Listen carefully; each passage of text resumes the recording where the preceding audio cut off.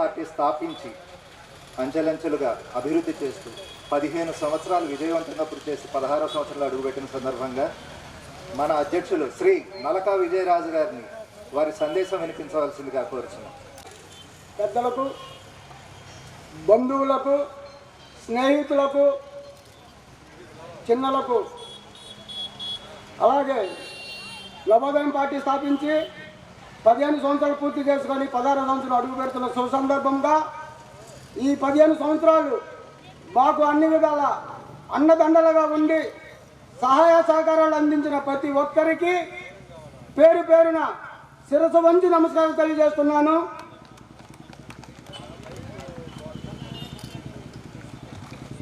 ఈ మా 15 ఏళ్ల ప్రస్థానంలో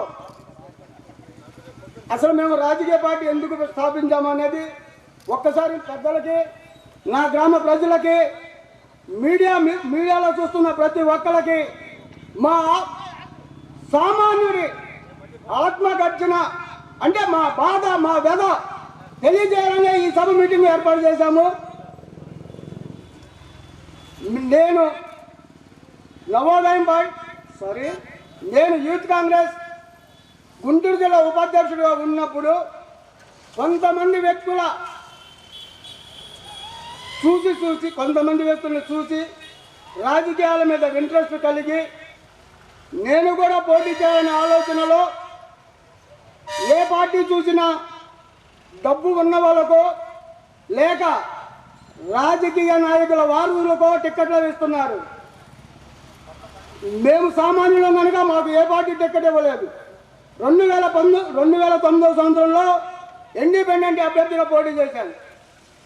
ఎలక్షన్ అధికారులు పార్టీ నాయకులకి ఆటోల పర్మిషన్లు, ర్యాలీలకు పర్మిషన్లు ఇస్తూ మీరు స్వతంత్ర అభ్యర్థులు, మీదేముందలే 2 రోజులు తీసుకోండి, 3 రోజులు తీసుకోండి అనే చిన్న చూపుతో సామాన్యులైన మాకు అవమానం జరిగింది.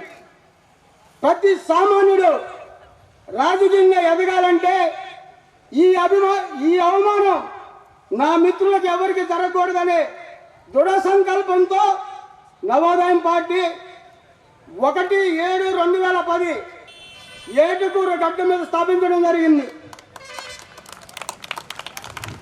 ఇకపోతే యువతకు నేను ఒకటే చెప్తున్నా, మన సంకల్పం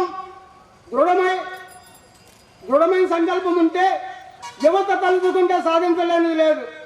రండి, నవోదయం పార్టీతో కలవండి. ఇక్కడ కుల మతాలకు అతీతంగా సామాన్యుడు రాజకీయం మీద ఇంట్రెస్ట్ ఉండి ప్రజాసేవ చేయాలనే ఆలోచన ఉన్న ప్రతి యువతకు, లేడీస్ అవ్వచ్చు, జెంట్స్ అవ్వచ్చు, పెద్దలు అవ్వచ్చు, చిన్నలు అవ్వచ్చు, పోటీ చేయాలని మన రాష్ట్రాన్ని మనమే పరిపాలించుకోవాలనే దమ్ము ధైర్యం ఉన్న ప్రతి యువతకి ఈ సభాముఖంగా ఆహ్వానిస్తున్నాను.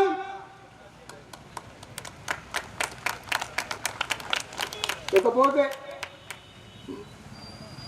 ప్రతి ఒక్కరికి విద్య, వైద్యం, ఆరోగ్యం, సొంత గృహం, ఉపాధి సౌకర్యం కోసం నవోదయం పార్టీ ఈ రోజు నుంచి ప్రతి సమస్య మీద పోరాడుతుందని ఈ సభాముఖంగా తెలియజేస్తున్నాను. అలాగే మన రైతులు ఎండనక వాననక పంట పండిస్తే పంట పండితే ఒక రేటు, పంట పండకపోతే అధిక రేటు. ఈ పద్ధతి మారాలి. ఏ వస్తువు తయారు చేసే కంపెనీ అయినా రేటుని ఆ కంపెనీ ఓనర్తో నిర్ణయిస్తారు. అలాగే మన రైతులు పండించిన పంటని వాళ్ళే రేటు నిర్ణయించుకునే చట్టం రావాలని నవోదయం పార్టీ కృషి చేస్తుందని సభాముఖంగా కోరుకుంటున్నాను. అలాగే ప్రతి మండలంలో కోల్డ్ స్టోరేజీలు ప్రభుత్వమే కట్టించి రైతులకు ఫ్రీగా ఇవ్వాలని కృషి చేస్తామని ఈ సభాముఖంగా తెలియజేస్తున్నాను. అలాగే పంట పండకపోయినా నష్టం వచ్చినా భూమిని నమ్ముకున్న రైతులకు వాళ్ళ పాదాలకి శిరస నమస్కారం తెలియజేస్తున్నాను. నవోదయం పార్టీ ఏ పార్టీతో పొత్తులు ఉండవు. అలాగని పొత్తే ఉండదని చెప్పను. మా పొత్తల్లా ప్రజలతోనే ఉంటుంది.